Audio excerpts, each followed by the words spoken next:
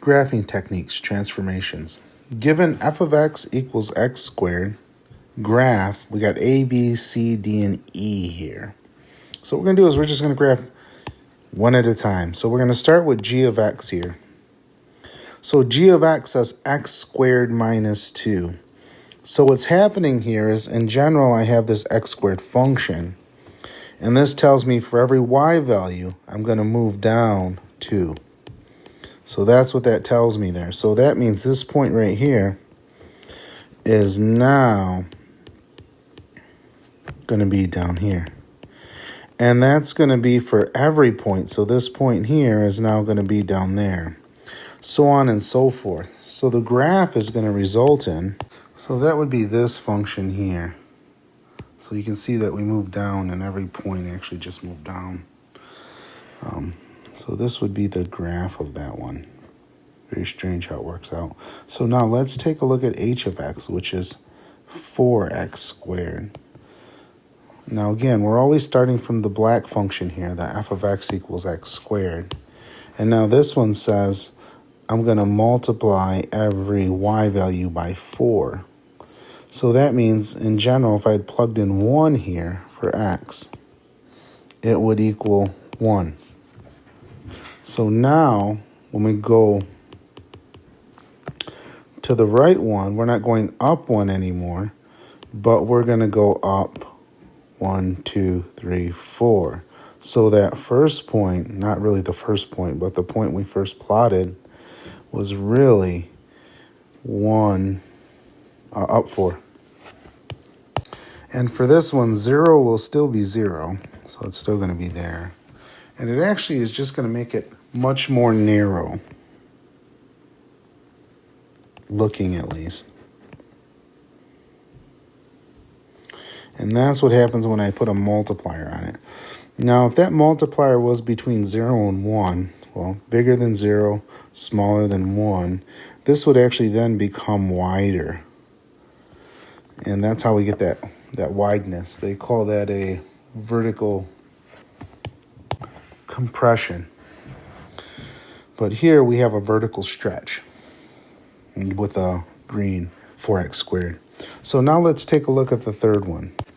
Okay, so that means I'm going to take the black function here, and this x being minus 3 squared in there, this whole thing would be the x squared. That would be the x there. But with this one, what makes it 0? Well, that's how I know which way I'm going with this. So if I plugged in a 3 here, 3 minus 3 is going to give me 0. So that means I'm moving to 3. So now this point in the center here is actually going to move to here. And every other point is going to do the same thing. So we get, so if you look at the black function, it kind of just shifted over to the right here by 3. So that's what we ended up with, a shift to the right by 3. And again, I just used the idea that what makes that 0 inside of there? 3 does, so that means I shifted positive 3. Now, if that was a plus 3 there, then a negative 3 makes this 0. And I would go negative 3, so I would go to the left 3. That's how that works. And now keep in mind here, it's inside of the function here. So it's within the squared. So that's why it does what it does. That's why it moves to the left or to the right. They call that a horizontal shift. Now let's take p of x equals negative x squared. Okay, so that's not saying that 2 is affecting the negative sign. It's actually not. So that means there that this is really taking the x squared function and just negating it. That's really what it's doing here. That's what the negative on the outside means when it's not in parentheses. So anyways, so that means it's going to take all my positive y values and make them negative, and take all my negative y values and make them positive. But for this one, we don't have any negative y values, but we do have positive y values. So what it's saying then is it's going to take all of these points here and put them down here. So this point here would be down here, and 0 would just be 0. So the graph is going to be They call that a reflection over the x-axis because it flips it to the other side. Okay, now the last one we're going to do here is a negative on the inside of the power. So that negative on the inside of the power is saying, hey, I'm going to take all my x's and change the signs of them. So if I have any positive x's, are now going to become negative x's, and negative x's are going to become positive x's. That's what it's saying. So actually, that's a reflection across the y-axis. So what that means is this point here would now be over here, and this point over here would be over here. They would flip.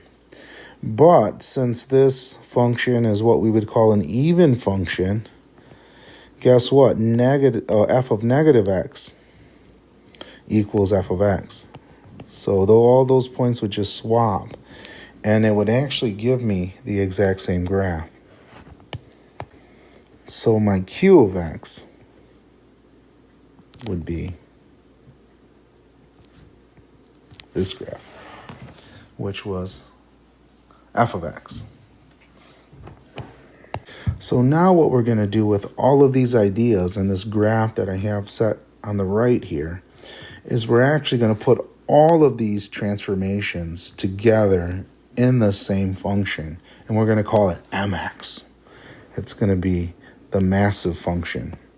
And I'll just use this blue to do it. So we're going to call it mx, which means it's the mass. So the function would be, so if you look at this mx function we created here, I got the negative on the x squared, which is from d.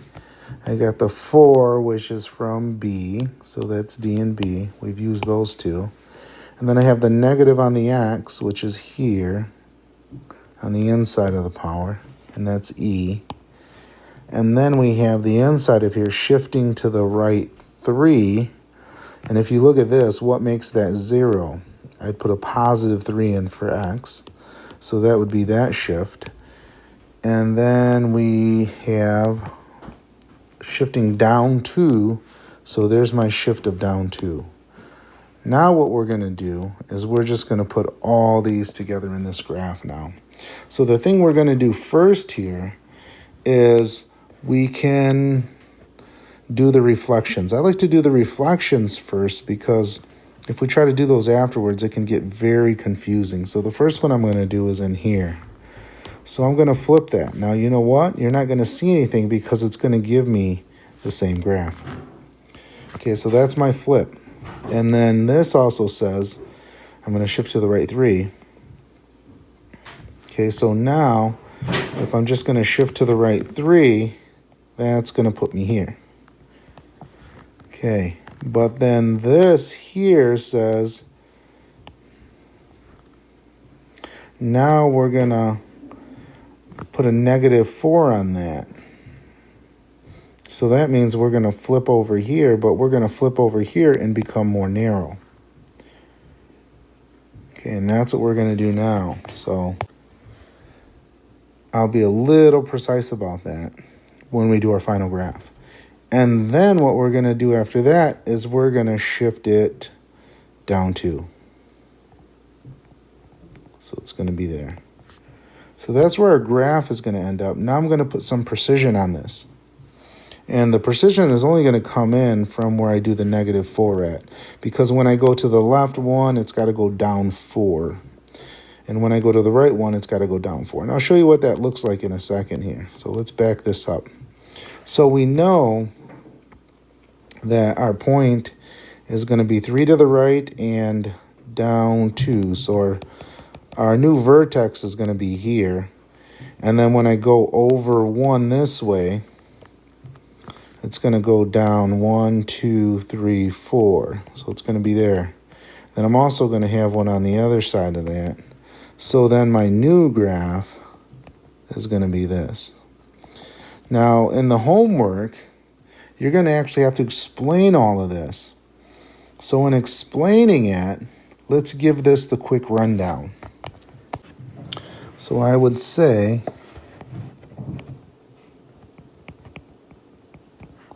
reflect across the x. reflect across the y-axis. And the next thing would be, and that was the first step, that was the purple one here. And the next one is shift to the right 4, I could say. Oh, shift to the right 3, excuse me. Shift to the right 3. Shift to the right 3. And the next one is going to be, and then we can say flip over the y-axis, or x-axis, flip over the x, or reflect across the x-axis. And then we can say a vertical stretch of 4. And then the last one is shift down 2. So that's what would entail an answer if I was giving this mx and I was told to graph it. And most of the time they'll ask for what is the base function. And I would have to state that it came from f of x equals x squared. So that's in general how these things are asked and what you have to show in order to get full credit. So you have to show all the different parts of the transformation like we did here.